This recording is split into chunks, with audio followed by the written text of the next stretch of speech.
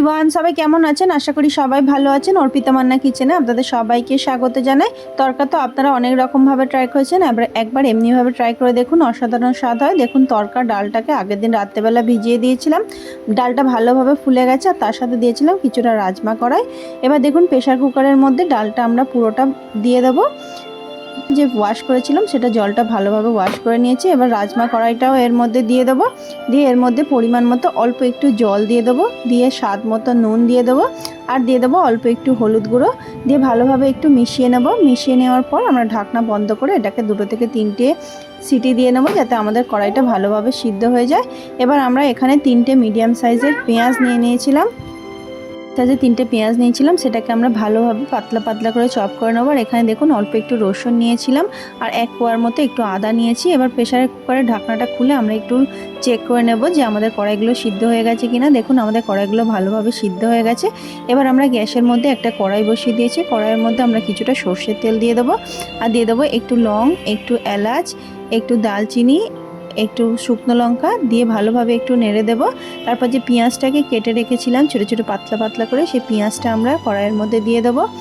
দিয়ে ভালোভাবে একটু নেড়ে চেড়ে পেঁয়াজগুলোকে লাল লাল করে ভেজে নেব।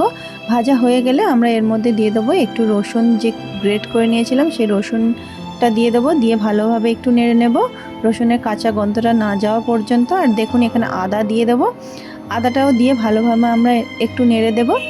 আমরা 6টা থেকে 7টা কাঁচা লঙ্কা কেটে নিয়েছিলাম, সেই কাঁচা লঙ্কাটা আমরা এখানে দিয়ে দেবো। আর দিয়ে দেব একটু টমেটোটাকে একটু ছোটো ছোটো টুকরো করেছিলাম যাতে ভালোভাবে ম্যাশড হয়ে যায়। এবার দেখুন, টমেটোটা আপনারা প্রথমে দেবেন না, তাহলে পেঁয়াজটা ভাজা হবে না। পেঁয়াজটা যতক্ষণ না লাল লাল করে ভাজা হয়ে যাচ্ছে তারপরে টমেটোটা দেবেন, তাহলে ভালোভাবে পেঁয়াজটা ভাজা হয়ে যায়। আর দিয়ে দেবো হলুদ গুঁড়ো, দিয়ে দেবো 1 চামচ লাল লঙ্কা গুঁড়ো, দিয়ে ভালোভাবে একটু নেড়ে দেবো। এগুলো নাড়া হয়ে গেলে এর মধ্যে দিয়ে দেবো 1 চামচ ধনে গুঁড়ো, 1 চামচ জিরে গুঁড়ো, দিয়ে আবারও একটু ভালোভাবে মশলাটাকে মিশিয়ে নেব। এগুলো ভালোভাবে ভাজা হয়ে গেলে যে কড়াইটা সিদ্ধ করে রেখেছিলাম সেই কড়াইটা আমরা পুরো কড়াইয়ের মধ্যে দিয়ে দেবো। কড়াইয়ের মধ্যে দেওয়া হয়ে গেলে ভালোভাবে মশলার সাথে কড়াইটাকে একটু মিশিয়ে নেব। যতক্ষণ না মশলার সাথে সবগুলো মেশানো ভালোভাবে হয়ে যাচ্ছে ততক্ষণ আমরা নেড়ে চেড়ে এপাশ ওপাশ করে পুরো কড়াইটাকে আমরা ভালোভাবে মিশিয়ে নেব। দেখুন, আমাদের ভালোভাবে মেশানো হয়ে গেলে আমরা এর মধ্যে আগে যে নুন দিয়েছিলাম সেই নুনটা আপনারা বুঝে পরে নুনটা ইউজ করবেন। আমরা যেহেতু আগে একটু বেশি করে নুন দিয়েছিলাম তার জন্য অল্প একটু নুন লাস্টে দিয়ে দিয়েছিলাম, একটু কম ছিল বলে। আর দেখুন, এখানে নুনটা দেওয়ার পরে আমরা ভালোভাবে একটু নেড়ে দেব। হয়ে গেলে আমরা এখানে কিছুটা কাসুরি মেথি নিয়ে নিয়েছিলাম, কাসুরি মেথিটা হাতের মধ্যে দিয়ে একটু ভালোভাবে ক্রাশ করে এর মধ্যে দিয়ে দেবো, দিয়ে ভালোভাবে একটু তরকার মধ্যে মিশিয়ে নেব। ক্রাশ করে দিলে কাসুরি মেথির ফ্লেভারটা একটু ভালোভাবে আসে, তো এমনিভাবে দেওয়ার চেষ্টা করবেন। তো এমনিভাবে আমরা দিয়ে কিছুক্ষণ ঢাকনা বন্ধ করে রেখে দিলে আমাদের তরকাটা রেডি হয়ে যাবে। এবার এমনিভাবে গরম গরম আপনারা রুটি, পরোটা, ভাত সব কিছুর সাথে ইউজ করতে পারেন, অসাধারণ খেতে হয়। এর সাথে যদি আপনারা কাঁচা লঙ্কা, কাঁচা পেঁয়াজ ইউজ করেন রুটির সাথে অসাধারণ খেতে লাগা। আপনারা অবশ্যই আমার বাড়িতে বানিয়ে ট্রাই করবেন।